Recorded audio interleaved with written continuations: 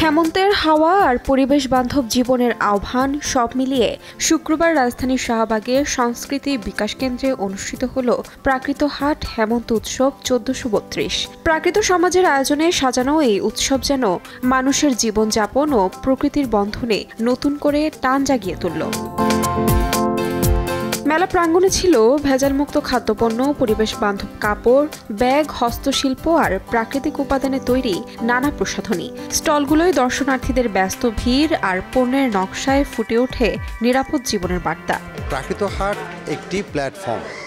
বাংলাদেশে যে সমস্ত সংস্থা বা যে সকল ব্যক্তিরা আপনার নিরাপদ খাদ্য, বিষমুক্ত রাসায়নিক সার ও বিষমুক্ত খাদ্য নিয়ে কাজ করছেন, পরিবেশ বান্ধব বস্ত্র বলেন, কসমেটিক্স বলতে প্রসাধনী বলেন, এই সমস্ত উপকরণ নিয়ে যারা কাজ করেন, এই সকল মানুষের একটা প্ল্যাটফর্ম।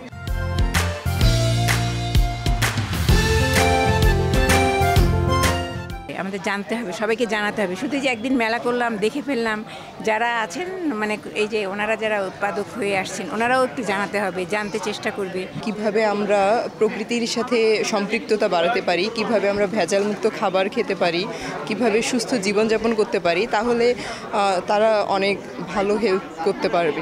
নিজেরাই তৈরি করি, নিজেদের ডিজাইন করা।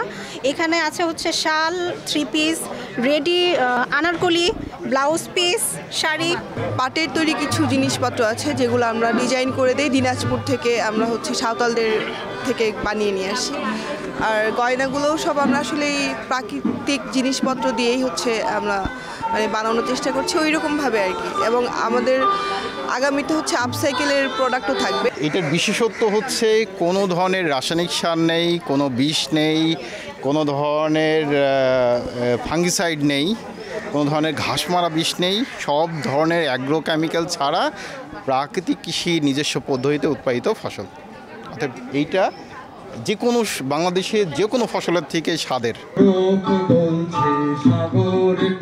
এছাড়াও সাংস্কৃতিক পরিবেশনাও উৎসবের আনন্দকে ছড়িয়ে দেয় চারদিকে। গান, নাচ আর কবিতার গানে মেতে ওঠে দর্শক অতিথিরা।